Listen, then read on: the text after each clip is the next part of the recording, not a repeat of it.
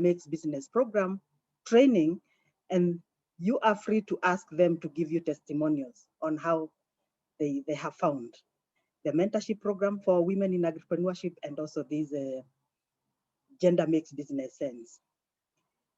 So we are concentrating now on Gender Makes Business Sense, and that is what I want to present to you. And I'm very humbled to be part of this webinar this morning.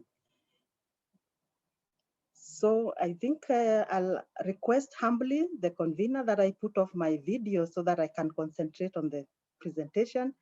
I think you have all seen. That is fine. The beautiful face. Please you. Proceed. Thank you very much.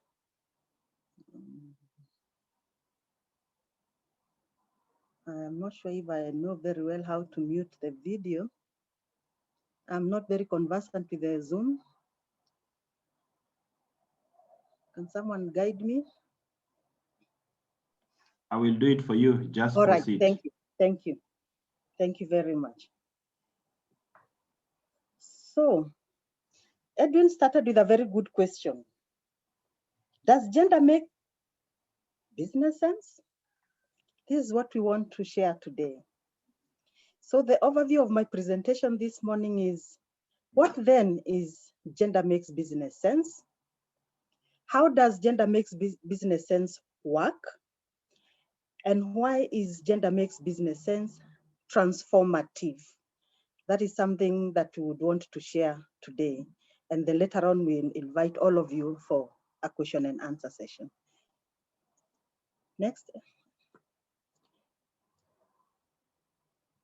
Next, Edwin.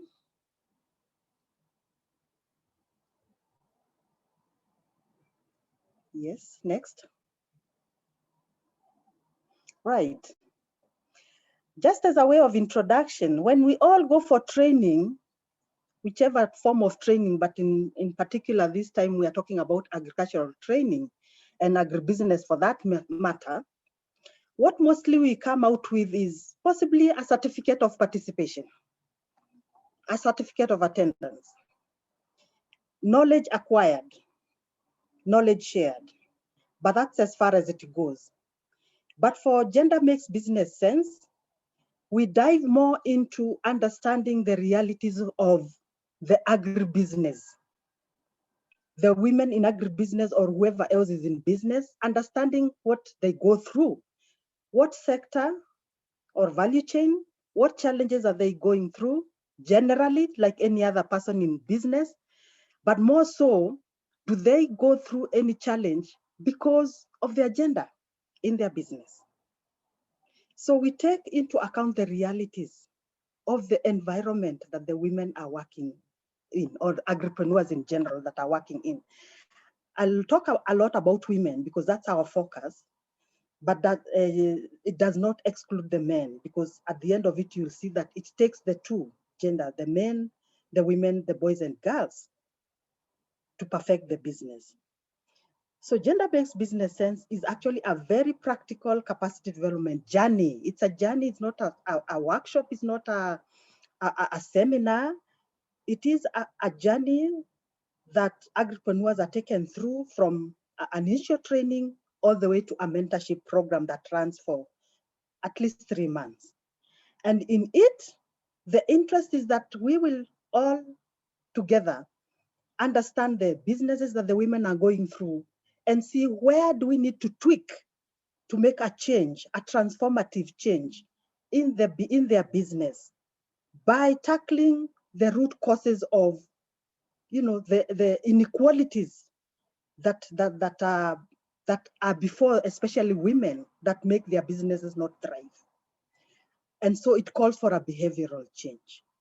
And that is what we will define later on. Gender transformative change is a complete transformation, both in the person that is doing the business and also in their business. Next. And so this capacity development program called Gender Makes Business Sense has this learning objective, that the agripreneur is able to take action. That change that they so desire to have in their business, that change that they so desire to have in their persona as an individual. Based on more conscious choices, they should be able to see that there's so much more that can be done rather than being complacent in the situation where they are in today, thinking that they have reached. There's so much more to do. Bearing in mind the gender dynamics.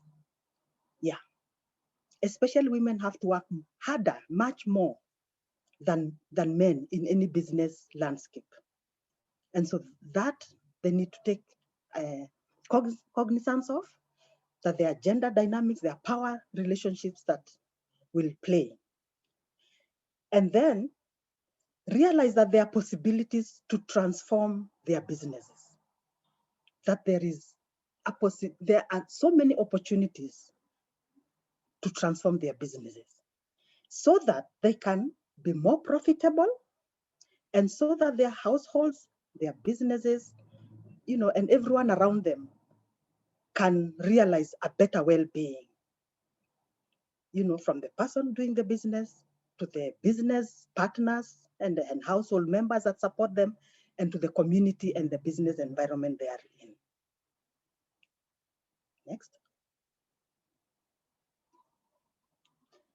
So continuing with the learning objectives, the learning outcomes, what is expected is that the women agripreneurs will be more aware and more committed to this gender transformation, or this gender transformative change in themselves as a person, in the business, and in the business environment that they live in. And that they will be more committed, once they have understood their business very well, that they are able to deal with the business challenges and look forward to a sustainable business. Because if you do not know what you are going through today, then you're not able to deal with it. If you do not diagnose a disease properly, you'll not get the proper treatment. So there is a lot of proper understanding of the business and seeing where the challenges are and working on what do I need to do to mitigate the challenges. And that will result to sustainable businesses. And therefore, at the end, develop actionable steps, an action plan that is very realistic, that is achievable towards what I've just talked about, that the businesses will be profitable and the household and the community will be better well-being, will have a better well-being. Next. So in this part, we'd like to know, how does GmBS, or Gender Makes Business Sense, work? So the first thing that we do is that we have facilitators that have been trained in this program. Some of them are in this webinar today. And these trained facilitators, we have a mic on. Anvina, please, there is someone's mic that's very noisy. Anyway, so sorted. Yes. So the facilitators that have gone through this capacity development program and provide a very conducive learning environment. Actually, we have what we call 10 points of a learning environment. That the environment should be very peaceful, people should be at ease, people should respect each other, people should appreciate and commend others, so that there's a very free learning environment. About 10 points there. And in that, they also recognize gender-based constraints and opportunities that would, draw back learning, that would become a barrier to learning. And at the back of their mind, that should be very clear to them. And these facilitators themselves are a change agent.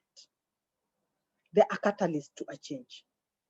Therefore, they have to be mindful of what the businesses they are supporting, the change.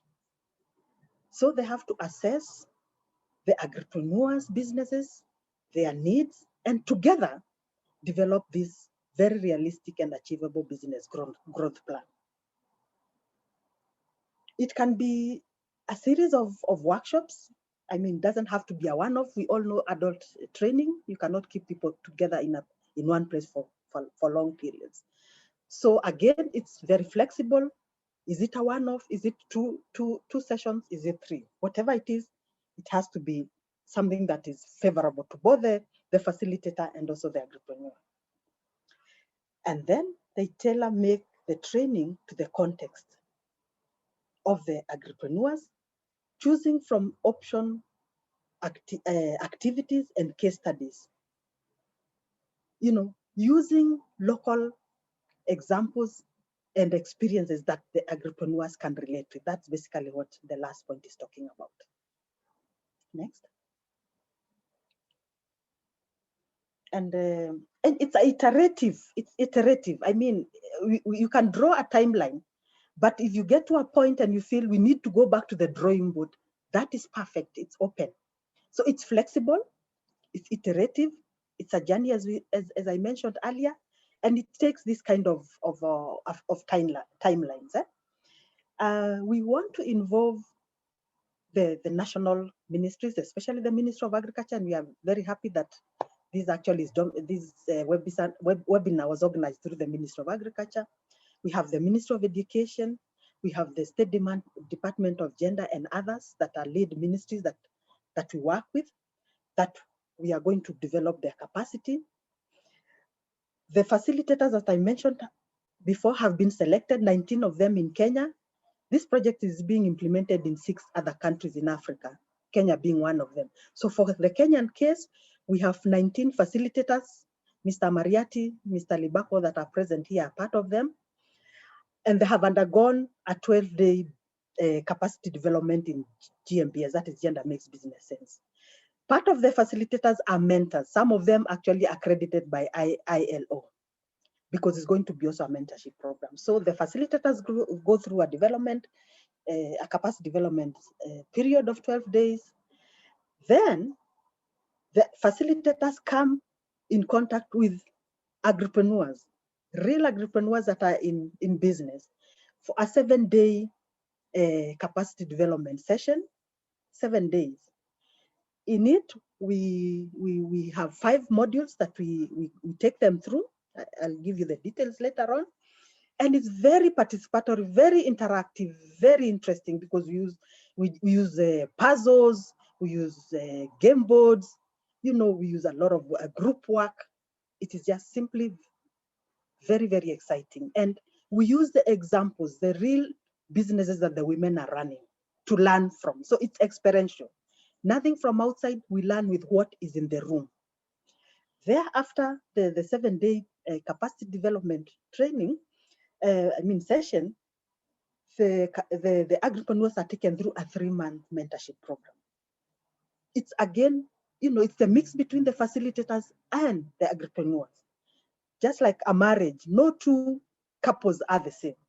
So how the mentor goes with the mentee for one couple is very different from another. So we tailor-make the mentorship program to the needs of the agripreneur, based on the growth plan or action plan that was developed at the end of the 7-day capacity development training. Next. Yeah, so this is just to summarize it, that we go through the 7 days, and this is how we go with it. An agripreneur in the room could say, give an example of what they went through. I can give an example of one. Helen is in the room. Helen Serem has a business in maize milling. So she might say that, for me, there's this experience I want to share. You know, the cycle that is on the far right on this slide, you know, they share something from their business. And in the room, we ask ourselves, what happened? What did she say happened?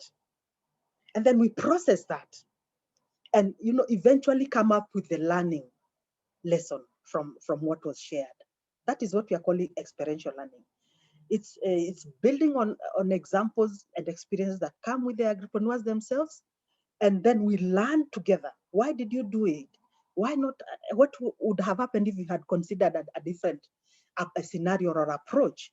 And eventually we all agree, aha, this would have been a better way to do it, or what she did actually seems to be the best situation. So we learn from each other. Next. Yeah, the 3-month mentorship program is basically, as I said, co-creation. Co-creation means it hasn't happened before. Everything that is happening is as is. Yeah, so from the growth plan that was developed at the end of this the 7-day training, the mentors and the mentees go through this mentorship program. And there is what we call a field guide that is still under development that has very practical tips, very simple practical tips. Like, for example, if they reach to a place where they are possibly developing it has been agreed that we develop a business plan. The field guide is a quick reference of what were the 3 key points on developing a business plan. Maybe one wants to register a business, and there's this section in the field guide that will say, what are the tips of what legal formats what exists if I want to, for example, register my business? You know, those quick reference tips, we have them in what we are calling a field guide that will guide both the mentor and the mentee as they implement the action plan that was developed at the end of the 7 days. Again, IFRI is the International Food Policy Research Institute. They have developed 12 indicators in what they are calling Women Empowerment in Agriculture Index, where 12 indicators of empowerment. Those are the ones that will be used during the mentorship program to work on the ones that are greatest disempowerment indicators to a specific agripreneur. If the agripreneur says my biggest one is my self-confidence is very low, then that is what the mentor will help them through. That is just one example that is given in the 12 indicators. Others are possibly decision making, that I have a low, my decision making in my business is very low, and I would like that to improve. Then they're supported in that. So out of 12 indicators, they choose possibly the 2-3 key ones that they would want to work on during the mentorship program. That is one area that we are calling the gender awareness indicators. Then we have 9 indicators or 9 building blocks of the business model canvas. Some of you may already be conversant with this. It has the value proposition, the customer segments, both the relationship, the channel. You know, there are 9 building blocks of what we call a business model canvas. Again, the agripreneur looks themselves, their business using these 9 blocks and say, possibly my weakest point is my value proposition, or my weakest point is how I handle my customers, or my weakest points are the costs, because all those are the different blocks of the business model. So what is the weakest point or the weakest link in their business?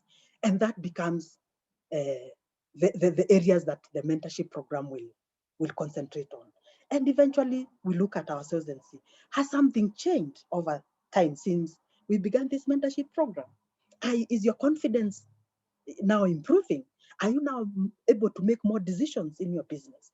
Are you now able to, to improve on your customer segments and things like that? So bringing both the 12 indicators of disempowerment that we call the gender awareness that were developed by IFRI, and also the 9 building blocks of the business model canvas, and helping these women entrepreneurs to grow. And throughout the mentorship program, we are taking notes, what we are calling journey logs. You know, from day 1 up to the end of the 3 months, we must see the transition. In fact, we plot in the beginning where we are, and then we monitor, and eventually we assess and see, did change happen in the person, the agripreneur, and in their business? Next. Yeah, so these are just the materials that an introduction to a very rich materials that we use in Gender Makes Business Sense. Very, very good materials. We have one that we call the Facilitators Guide that has 5 modules. I will introduce them later on. We have a resource book. We even have a guide on how to play the game, the board game. Then we have a participant guide, the book that the participants actually write, take notes in their book, and they carry it home. And then we have the games and the puzzles. We also have worksheets because there's a lot of calculations. Businesses calls for calculations. Next. Yeah, just to see them more again. The ones on the far left are the calculation sheets. We do cash flow, we do profit calculations, we do break even. Then the one in the middle is the board game, the business board game. A typical, we take one example, like for example, the maize milling by Helen, who is in the room today. And we say, Helen, when you are setting up your business, what did you do? I bought a machine. Those are already fixed, capital investment, everything about a business. And there is money, we call it gender makes business money in a bank. And they go and borrow money, they are given at a certain interest rate, the business is run at a certain efficiency percentage, what are the variable costs, what are the fixed costs, what are the overheads, who are your suppliers, how much loan did you make your tax returns, what was the interest rate when you borrowed the loan, what your operations, at what efficiency are they running. Everything in a reality context is taken into account. And while the women are playing the game, they make a lot of decisions. Do we need to take a loan? How much? When? Why am I going at losses? Is it because of my level of production? Maybe it's very low. Or is it the efficiency, the losses that I'm undergoing? Who are my suppliers? Are they giving me the right raw materials? A lot is considered. Actually, it takes about 2 days to just play the game. But at the end of it, they see the business in a reality. Possibly they have been jumping some sections in their businesses or not doing them correctly, but this game brings it live. Decision-making, activities, partners to work with, what equipment to buy, at what cost, and things like that. Everything is considered in this game. And then they do the calculations. How long does it take for me to break even? How are my cash streams? What money is coming in? What money is going out? When do I actually start making the profit? And tells them it can take 5-6 years. Are you prepared to wait that long? How can you shorten the time to get to the time when you start making your profit? And what does that mean? Is it in terms of pricing, in terms of reducing your cost of production, things like that? It's basically a conversation, I can tell you. Very, very interesting. And all the decisions are made by the women themselves from what they, using a real case scenario. Next. Yeah. So why is gender makes business sense transformative? Does it really create the change that we need or that the women require in their business? Yeah, so I want to introduce you to one step back, please. Yes, I want to introduce you quickly to this principle that we use in our project that is called the Reach, Benefit, and Empower principle. It means that we may reach the women, like our project is basically focused on women. Please, the men in the house, don't feel left out. You are part of us. So reaching the women is just like including them and having them counted. How many women were in our training? 10 out of 50. Well, but does that make you happy? Just reaching them? We say no. For a project, just reaching them by just numbers is not enough. We go to the next one, that they get the benefit of the training. They are trained possibly on producing a certain crop, which will ensure food security in their families, which is a benefit. Fine, up to there, we are happy. But our project goes beyond just reaching them and just training them or building their capacity, their skills development. But we go beyond to what we call empowerment. And empowerment is about the power relations at at our businesses and our households. You know, making decisions, being partakers in decision making in their businesses and in their households.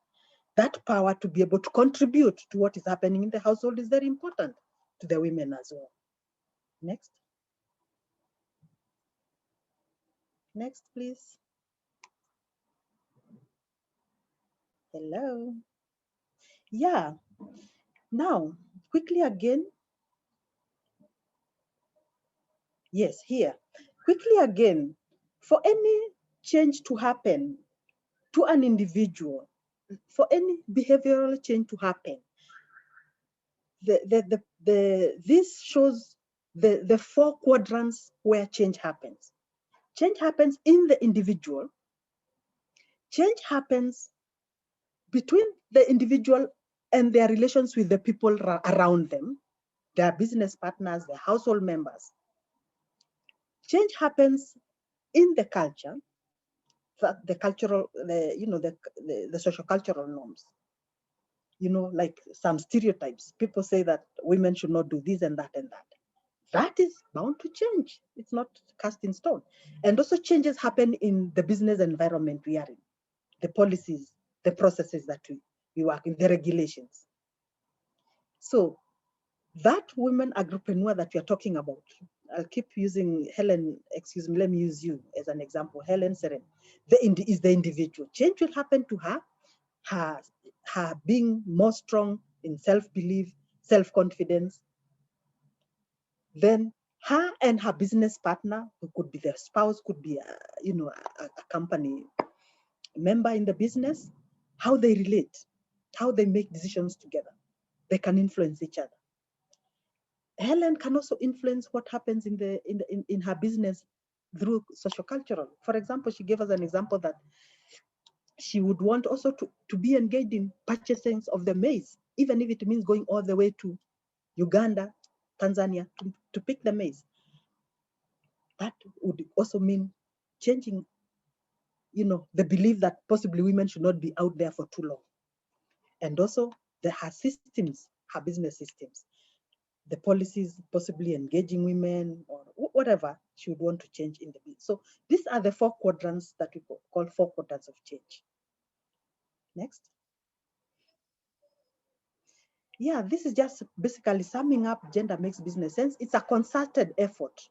It cannot happen with one person, not that one individual, not only Helen alone, not Helen alone only with her business partner, not Helen influencing change in the social culture norms, and not Helen only influencing the policies and regulations, possibly in a county, possibly in her own business environment, but rather it's a concerted effort of all of us, the facilitators and the mentors who are supporting the agripreneurs in their business journey, the ministries, and that is how we even happen to be here, because we have the support from the Ministry of Education, Ministry of Agriculture through the members that are here. We have the agriculture training centers. Some of the facilitators and mentors actually come from these training centers. The agripreneurs themselves have to accept that there is something that needs to change in themselves and in their businesses. And for all of us putting our concerted efforts together, then we'll provide the change that we want. Next. I believe this is the last one. Yes. This is the last one. Mr. Chair. Yes, Madam. I don't know whether we still have time. If I could quickly run through some pictures very quickly, but if there's no time, I'm happy. You still have 5 minutes, Okay. so I can allow you to share from your side. Okay.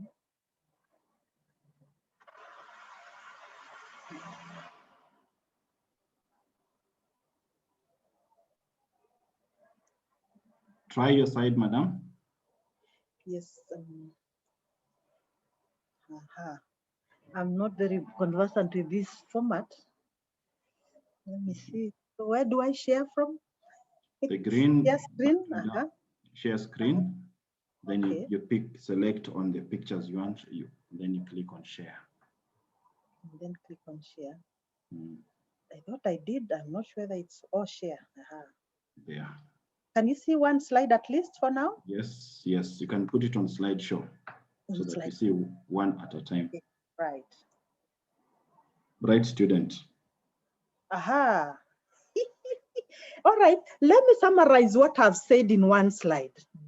Then if there's still time, maybe later, I could still share a couple of pictures.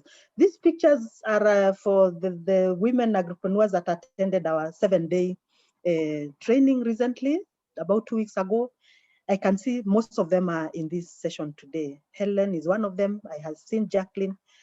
Mr. Libako was also there. Mr. Mariati also visited us during the training, and just to show that how lively it was. But as a summary of exactly what I've said today, put yourself as the agripreneur, and I believe all the members of your farmer field schools are agripreneurs. They are people in business, agribusiness. So, in summary, I'll put it like this, representing all of us as agripreneurs. I see myself as a change maker,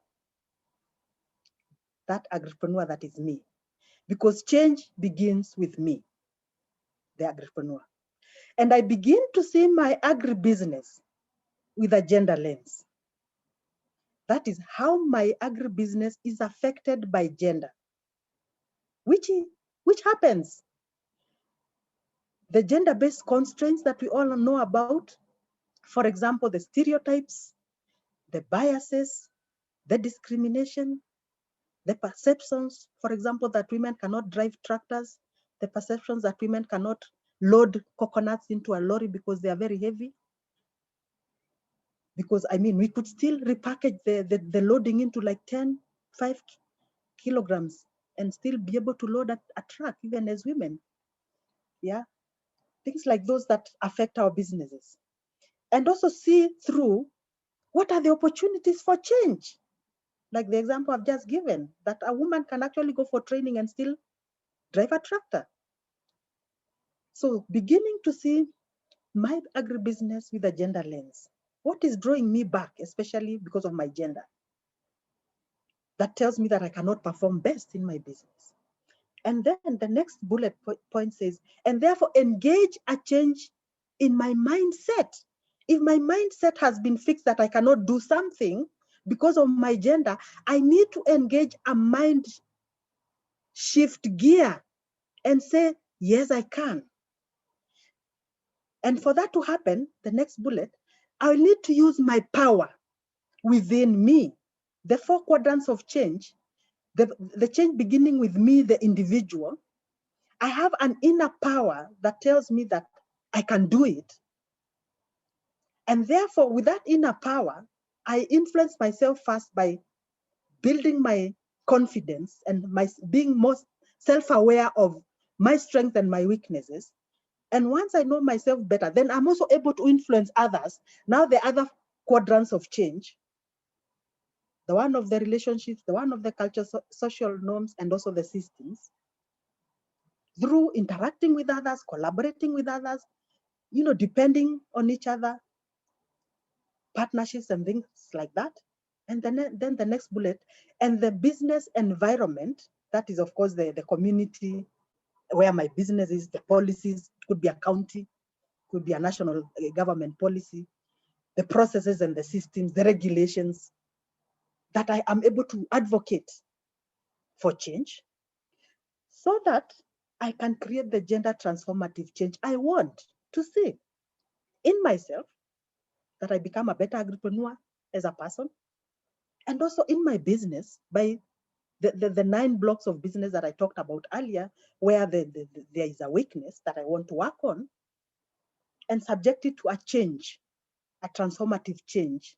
We actually have one we call a tool called Gender Transformative Change Circle that starts by saying what is the challenge and subjecting it through an action to see it happen, the change happen, so that the last bullet, we realize increased profits in our businesses and also the better well-being that we all want to see. That's actually summarizing Gender Makes Business Sense. I'll bring it back to you, Chair, and possibly when we have time later on, I could still share a few slides of pictures. Thank you very much. Thank you so much, Madam J Tum. It's amazing how 45, 30 minutes can just disappear like that. You've just started speaking a few minutes ago, but we like the energy in your presentation. And I'm one of those people who are convinced, I think if I know when the next training is going to be, I'm going to get myself into a nice free dress and I shave my beard and get into a headscarf and get all this training for our men. All right. So thank you so much. Thank you. And I will basically, before we go to questions, answers, and comments, and your other sentiments for the people in the forum, we will just want to bring to your attention, Madam Jen, that we've just finished a 2 weeks farmer business school training for Vihiga County, and they're going to focus on traditional leafy vegetables, or what we call the African leafy vegetables. So we are basically in time for us to use the I've liked this acronym, GmBS. We are on time to employ GmBS. So I will liaise with Mr. Chumba, who is the Director of Crops in Vihiga County, to get in touch with you and we see how this can be easily implemented, and also for the benefit of the other members within the team. So thank you so much for this resource. Secondly, we will want to ask you if you have any literature documentation that you want us to share. We will share it through our field school platform, the www.eafieldschools.net, so that it gets to a wider reach. There are a number of people who will have wanted to attend it today, but they did not make it for one reason or another. So kindly feel free to share all that information, and so that it can be for the benefit of the many. So straight to the members, please, if you have a question, put it in the chat box, or you can raise up your hand, then we will give you the opportunity to be able to voice your concern. So who is first? I'm looking for any raised hand. For those who are using a mobile phone, the 3 dots down there under participants, you can raise your hand. Odile, you come in first. So unmute yourself and go ahead. Odile from Rwanda, unmute yourself. Thank you to give me this opportunity to participate in this Zoom. Yeah, thank you to Jen. It is very interesting to this tool. And my question is that, how to integrate this tool in FFS, in farmer field school we used it to manage. And sorry for my English. Edwin. No, this is okay, Odile. Even Swahili, you're also good in.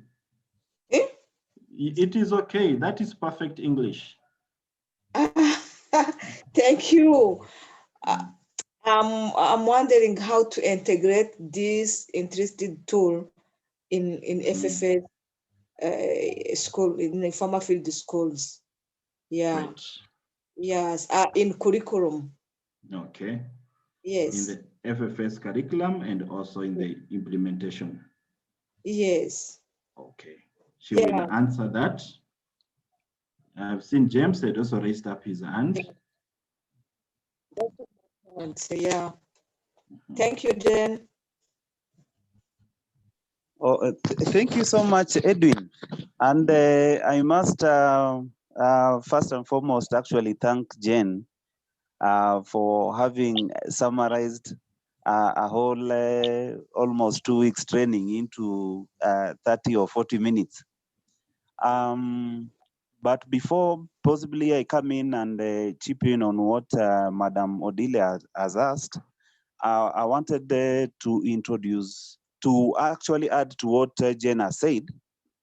that in the Gender Makes Business training, there are a number of other models, and I wanted just to bring in another one of the other models that she mentioned, but she didn't emphasize on it so much, but which I think is equally good. That is the lean startup. When she mentioned that there's a lot of practical way of doing things, we as facilitators were also taken through how you can actually start that particular business, and knowing that most of our women enterprises, or generally enterprises in Kenya, are small scale enterprises, then the lean startup approach is one of the key ways of ensuring that as a business, as an agripreneur, you start small and eventually build on your experiences and all that. Now, when it comes on the issue of how we can integrate Gender Makes Business and the FFS, we have seen a lot of convergence in terms of the concepts. In that, in FFS, we are also emphasizing not on the technology, but on the change in the attitude. And equally in GmBS, we are seeing a lot of emphasis on the 4 quadrants of change, that we start change within ourselves, the change within, then you start changing within your family businesses, then you start focusing on the community and the rest. And therefore, as we are looking at farmer business schools, what you are currently carrying out in Vihiga, we are seeing we could, just at the top of what we are mentioning, then we could bring in Gender Makes Business sense. In addition, remember, as we train on field schools, we do introduce gender aspects at the very beginning, where we want to actually show that within the community who is doing the gender calendar and those other, a few aspects of PRA that we normally bring them within FFS at the beginning. But now we are stretching it slightly more by saying, other than just knowing that possibly women are doing slightly more, could we now start focusing on, does it make good business sense when we have all genders, male, women, youth, boys and girls, being involved in the business? Thank you. I think it's an aspect that where we can still discuss further. Maybe Jen could still chip in and mention 1 or 2 things. Thank you, Edwin. Welcome, Mr. Libako. I've seen Madam Jane, you are sharing another screen. Yes. Have I changed again? Yeah.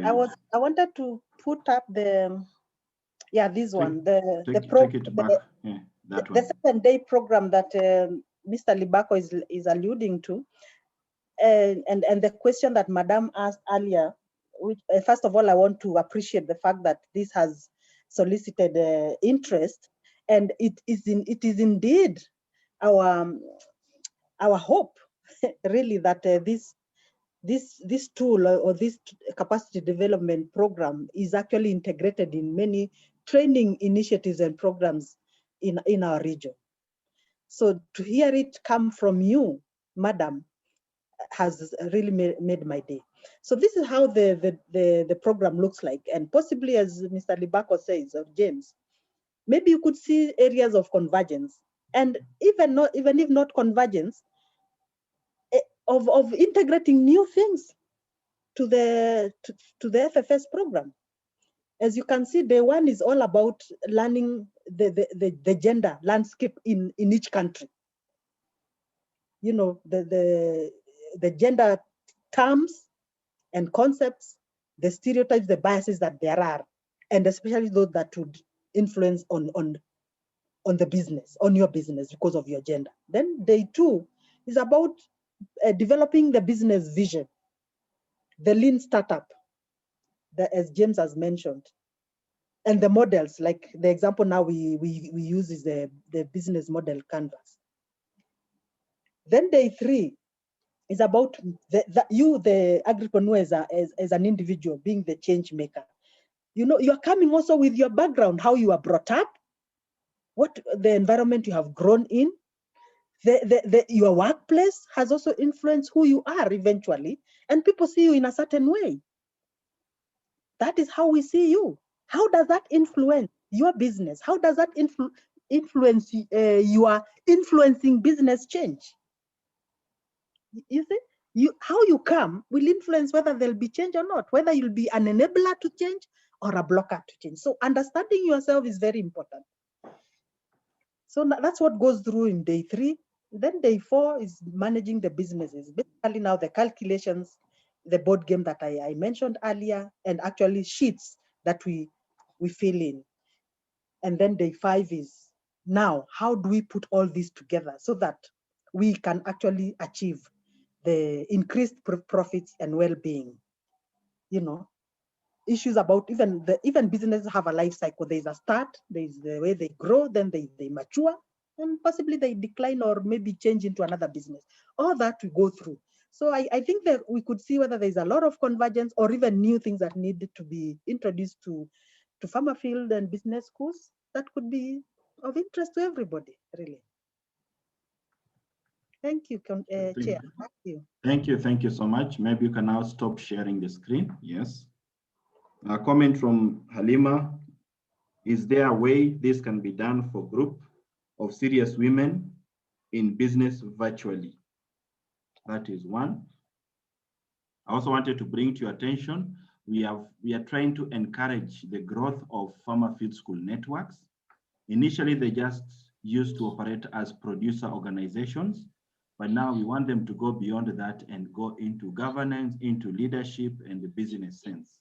How can this one be adapted to that kind of segment? Thank you. We'll be focusing on business member organizations, Okay. Proceed.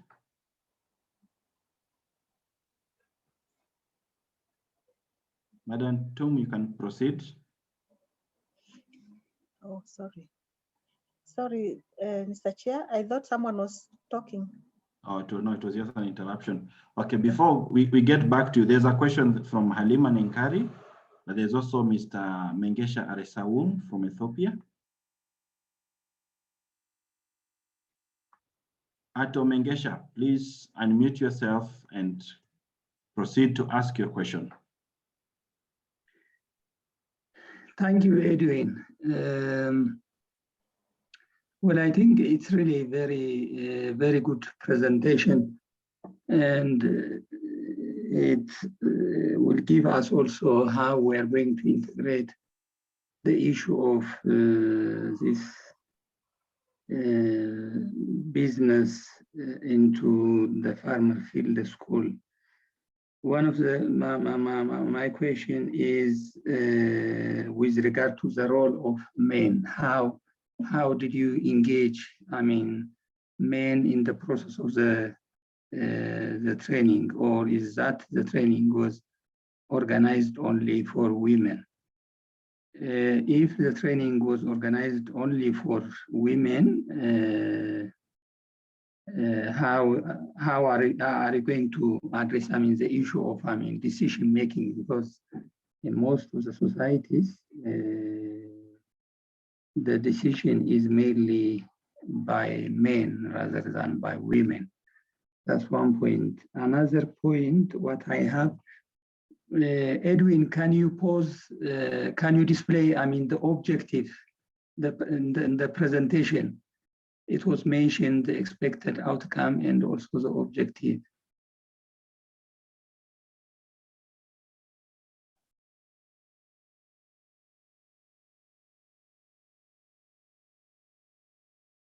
Yeah, move. move it in the second or third.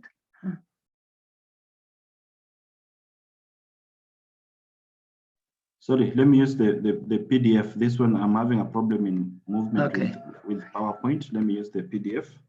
A minute.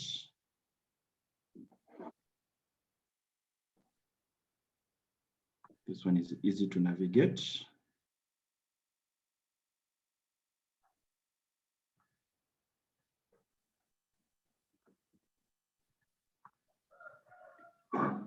Learning objective, next.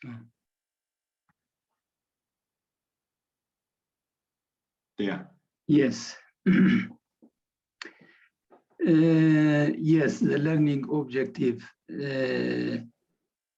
Can you clarify what are you talking about, the 7-day learning objective, or is that the whole program objective? Because you mentioned learning objectives are able to take action based on conscious choices, gender dynamics. This is more of, the expected outcome after maybe attending the training. So I'm not really quite sure whether this is a learner objective or not. Over to you, Edwin. Thank you. One last question from Dr. Mwinde, and then we go back to Madam Jane. So Dr. Mwinde, proceed. Thank you. Thank you very much, Jane, for the commendable work that you are doing in our country. There is several aspects that I was expecting to hear you mention, and I don't know whether they bypassed me or maybe you didn't mention. And one of them is the target age groups. When we talk of women, we know there is now the women who are above 40 or maybe above 50. Then there is the young ones who we are mentoring to become entrepreneurs of tomorrow. In your program, are you targeting maybe a certain age group, or have you divided maybe the trainees into different age groups? Then the other question is about the counties, the target counties within the country. We know, like when we look at some counties like Kiambu and the ones which are maybe around Mount Kenya region, you'll find that the women are a little bit empowered compared to women's in Northeastern, maybe in Nyanza, and also in the coastal region. So which Sorry. In the program, were you targeting women in other counties, or you've chosen just a few counties within the country? Then when I heard you mention about TVET, I thought of the agricultural institutions which are doing diploma and certificate, but I did not hear it coming out in your presentation. Do you have some ladies who have been taken up maybe in our agricultural institutions which are offering certificate and diploma? Thank you.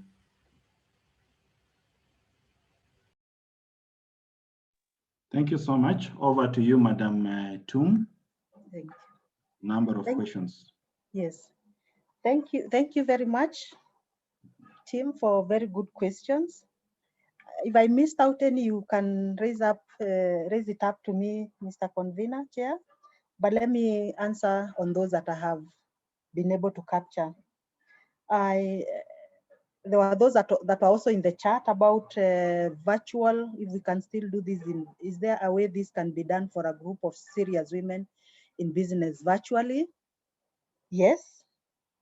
The difficulty about this training being virtual is because it interacts a lot with physical materials, tools that help in learning, especially for adult learning, especially for women, who are not used to PowerPoints and a lot of lectures. They want to engage in doing group work, discussing, brainstorming, and things like that. So virtual is a bit difficult, especially for women, But for people like the facilitators, we did their training virtually because we did it last year. But we can still always explore, because this is a new field for all of us. Let's explore how this could still be done, possibly a hybrid of both. Group training, definitely. We are really interested in supporting women, and especially those that are already in groups. That makes it very, very easy. Just like the way farmer field schools are organized. I come to Mengesh question, Salamna. Very good question, especially on the role of men.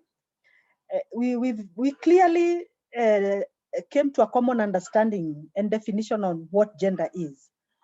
Gender is actually not women. Gender is both men, women, boys, and girls. And so this training, basically, that is our target group.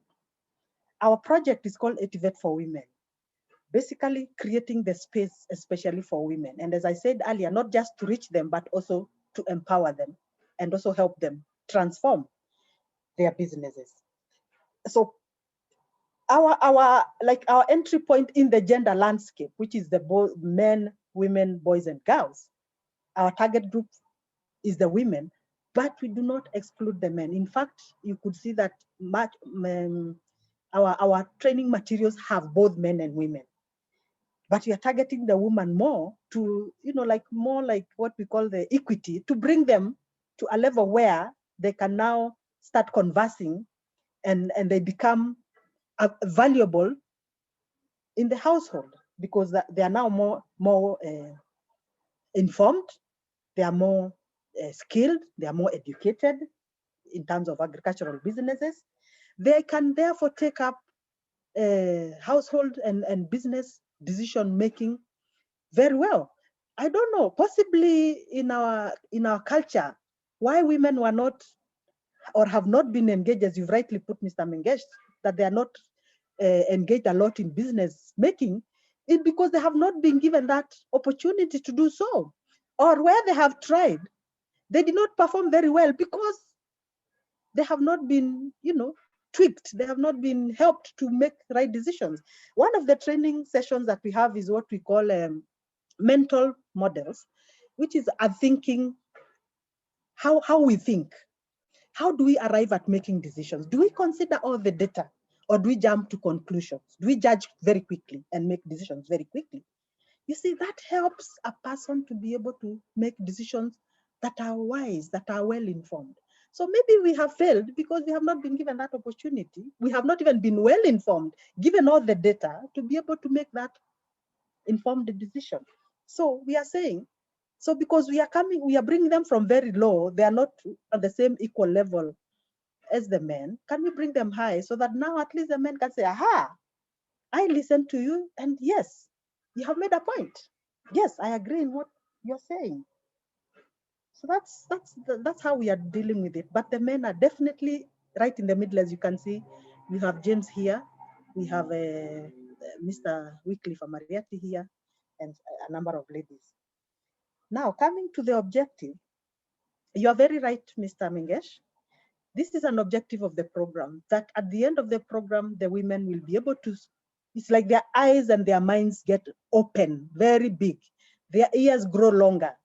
They hear more, they are more sensitive to taking in a lot of information.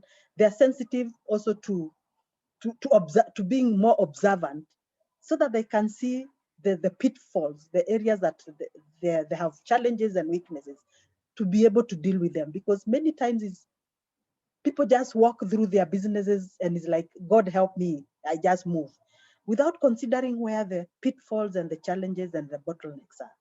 So yeah, it is eventually that they'll be able to see more opportunities, to critically think more, to think more in their decision making and make wise decisions, and become better people, therefore become better partakers of decision making at household and business level, and therefore their businesses will definitely thrive.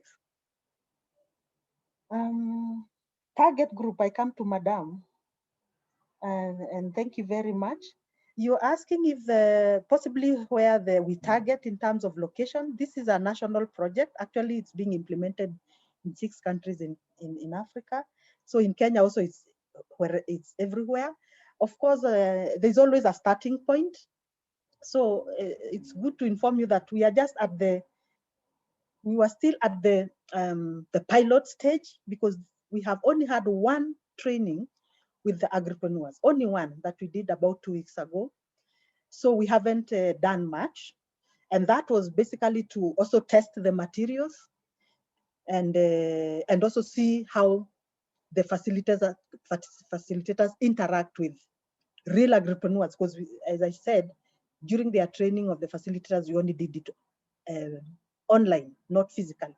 But you see, when it's physical, there's a lot to observe, a lot to listen to, and things like that. So we've only done one of 21 women agripreneurs.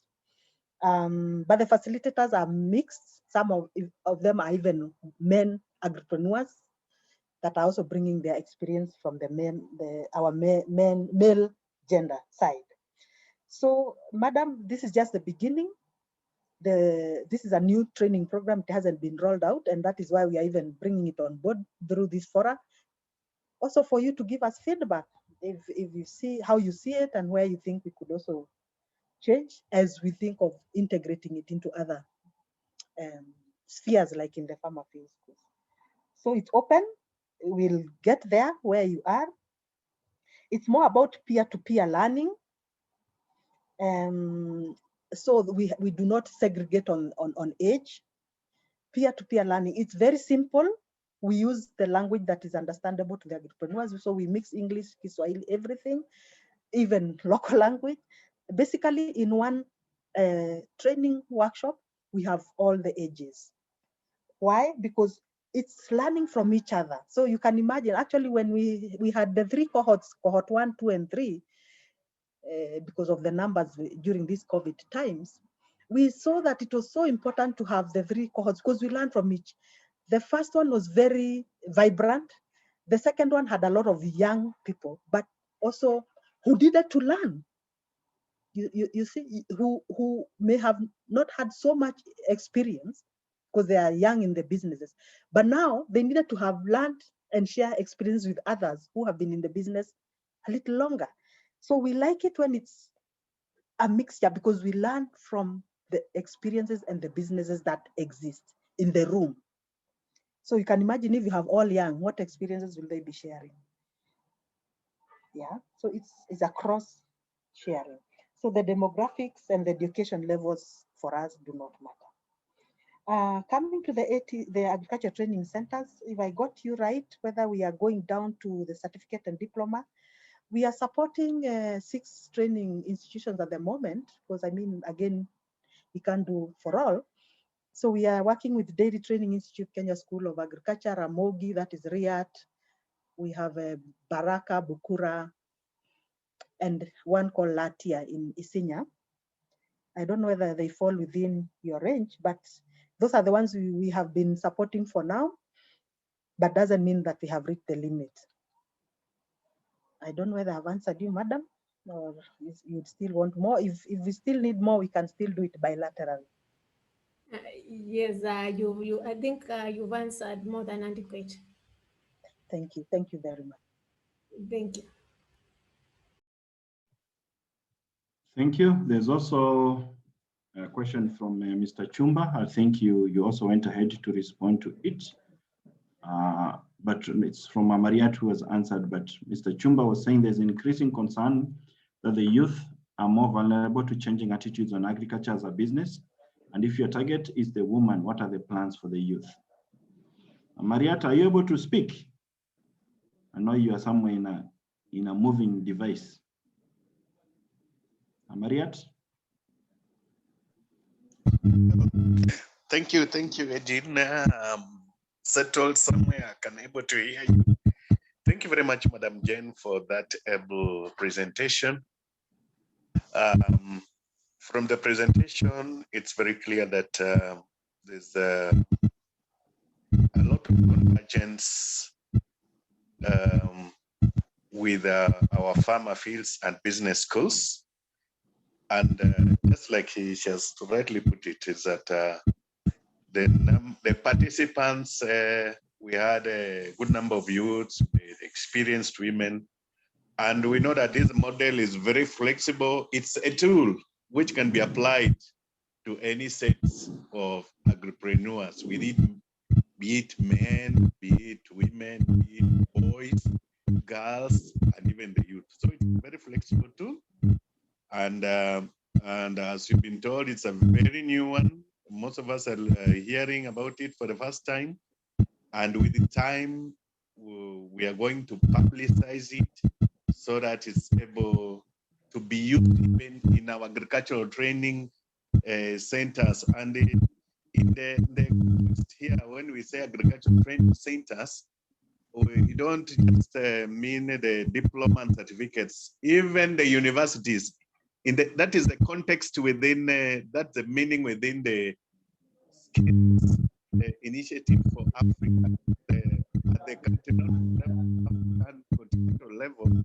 When you talk about the universities or the agricultural centers, all institutions, whether higher learning or middle level, and offering agriculture course. Thank you very much. I don't know whether we got you, yeah, but there was a lot of noise from the background, but we've gotten the point. Okay, Madam Tum, you can proceed. And members, please bear with us. One more question from Dr. Agole, and then we'll be winding up. So don't start exiting yet. Madam Tum? Yes, thank you so much. Thank you, Edwin. Okay, Dr. Agole first, and then Madam Tum. Thank you, Edwin.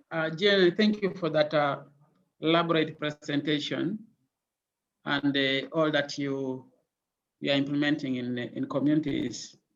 A talk about gender is a very important talk, considering the role gender plays in women, specifically play in agriculture in most of our communities, and therefore addressing issues that seem to constrain agricultural productivity and the profitability at a farm level is key to agricultural transformation in the East African community. When we talk about gender, or when you talked about gender, I know that gender is women is a more disadvantaged group of people or category of people as compared to men. But I am also aware that a lot of literature on gender and disability looks at women. It looks at, first of all, when you look at people with disabilities versus people without disabilities. So people with disabilities are disadvantaged. And then when you come to men and women with disabilities, women with disabilities are more disadvantaged in our communities than women without disabilities. Now, when you look at a woman who has a disability, first of all, by being a woman, she's disadvantaged. Two, by having a physical disability, she's even more disadvantaged. And a lot of literature documents this and considers women with disability as having a double disadvantage. So a woman with disability is much more disadvantaged in any community than an average woman. Therefore, the question is, I don't know whether you already addressed this because I logged in late. To what extent is this project addressing disability issues in relation to women in communities? Thank you. Thank you, Dr. Agole. So, Madam Jen, please take over. Thank you. Thank you very much, Dr. David Agole, for a very good question, and also, in fact, an insight that is a fact. The fact that women in all spheres have to work extra hard even in business environment, farming environment, the women have to work double or more than the men in the same sector. And now you even bring another aspect of disability, which even makes them, especially women with disability, work even harder. And so your question is, are we considering disability in our project?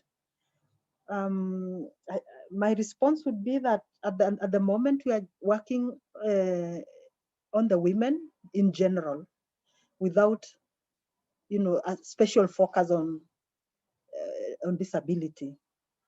So it gives them equal opportunity as long as you are a woman. Maybe you have opened our eyes just as much as we are saying we are challenging both the socio-cultural and structural barriers that impede women in general in their performance in their businesses. Then we are saying that then we need to even do the same. The equity point that I mentioned earlier. Also, that fairness also to women that aren't disadvantaged because of issues of disability, although they say disability is not inability. It's someone said it's born differently or something. So I'm just saying that we treat them equally, equal opportunities at the moment, but possibly we've opened our eyes that maybe you could take it a step higher, the same way we have taken a step further for the women to improve their or to bring them to an equal level ground with the men.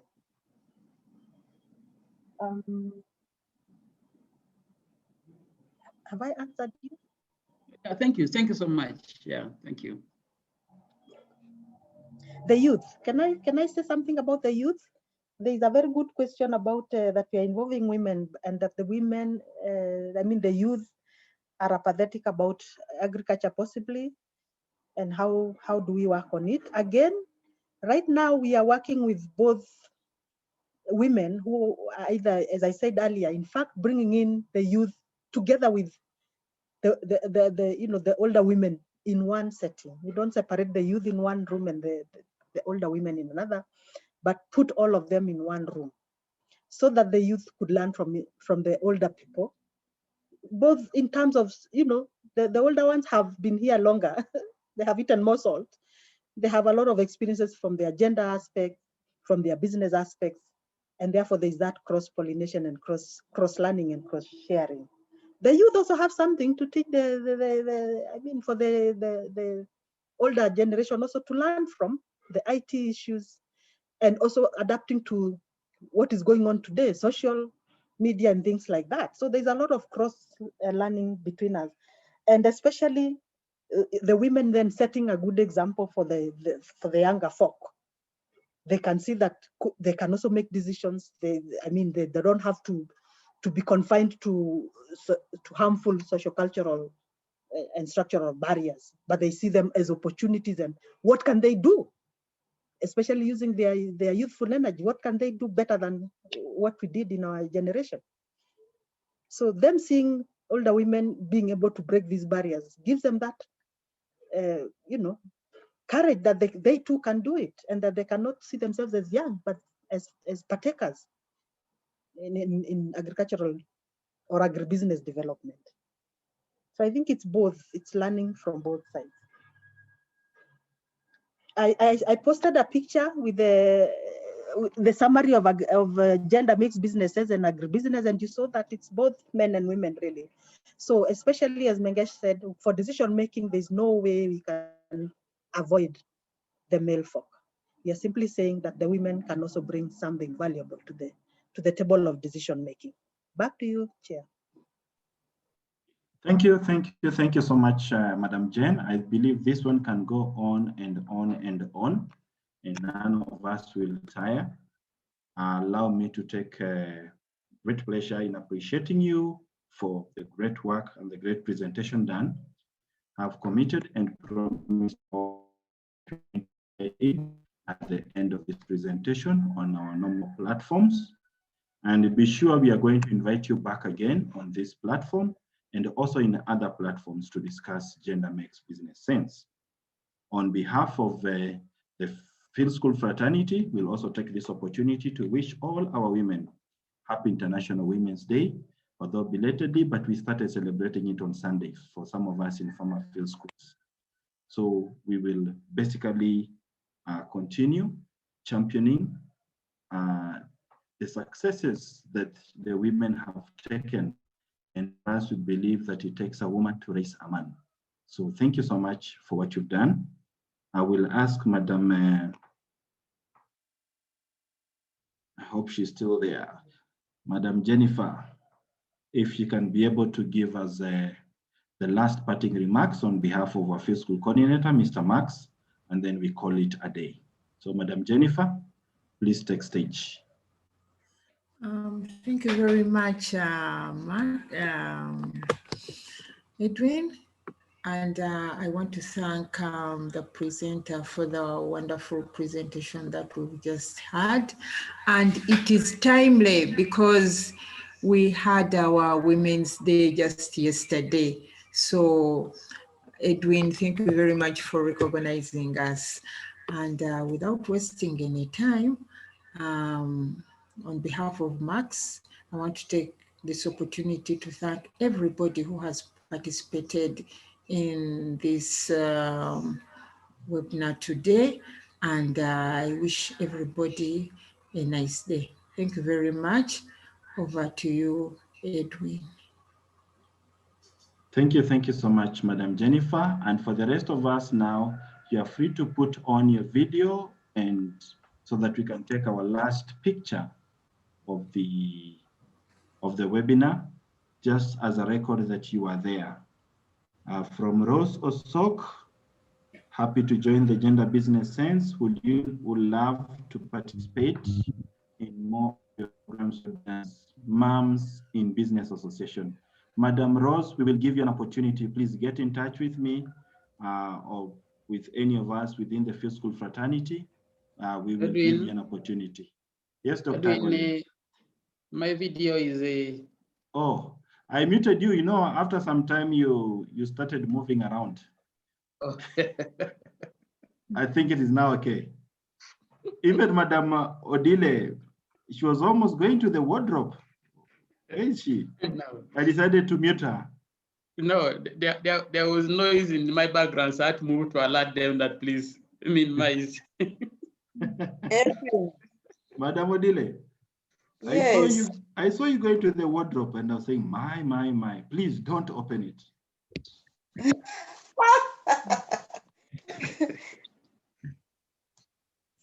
I think, so members, let's put our videos on. I can see Charity and the new members, Kate, please don't stop attending our webinars. We meet every Wednesday, 10 to 11, and we share a lot. And beyond this, we have a WhatsApp channel that is even more vibrant, where we share more information on field schools. So feel free, you are most welcome. So the rest, I can't see Jane Wambuku, Brenda, Dixon from Tanzania. Wow. So all this, we basically need to have on board every Wednesday. We promise you that we'll have more and more of J Tum. J Tum, I don't know what you took for breakfast. I need to be taking it. Unmute yourself. I will give you the tip. If it is Mursik, I'm going to be drinking it. Yes. Proceed. Yeah, maybe one time you can also organize for us so that those that have undergone the training can give their testimonials. Wonderful. We have this dedicated Zoom channel for knowledge sharing. So you and Madam Halima get in touch. We'll give you even a full day that is not Wednesday. Share everything from 8 to 5 at no cost. So, but don't touch our Wednesday, please. Okay, so let me take the other picture. Olivia Bure, welcome back. I never knew Busia and Tororo could be very far away from this platform. Brenda, welcome. Madam Halima, these are your disciples, eh? Thank you for the great work. You can see Philip Meli. This is good. Jen Rohemi. So, Madam Tum, we don't know the coverage. Today we had a maximum of around 44 people attending your presentation. And when we put it on our YouTube channel, it will even be more. So be ready for questions, be ready for people asking you for other engagements with you on Gender Makes Business Scenes. So thank you, everybody. Bye-bye. Bye. Bye. It was my pleasure. Bye. Bye. Bye. Bye. Thank you. Bye. Bye-bye. Bye. Wow. Bye. Bye-bye.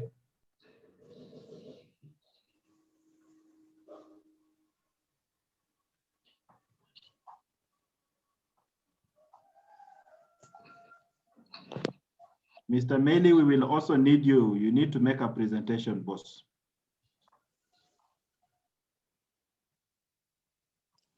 So, Mr. Meli, I'll get in touch with you. We need a presentation from you.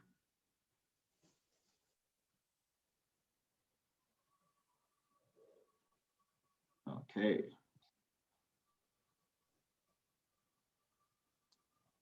Thank you very much, Madam Jane, and everybody else. So have a good, blessed day.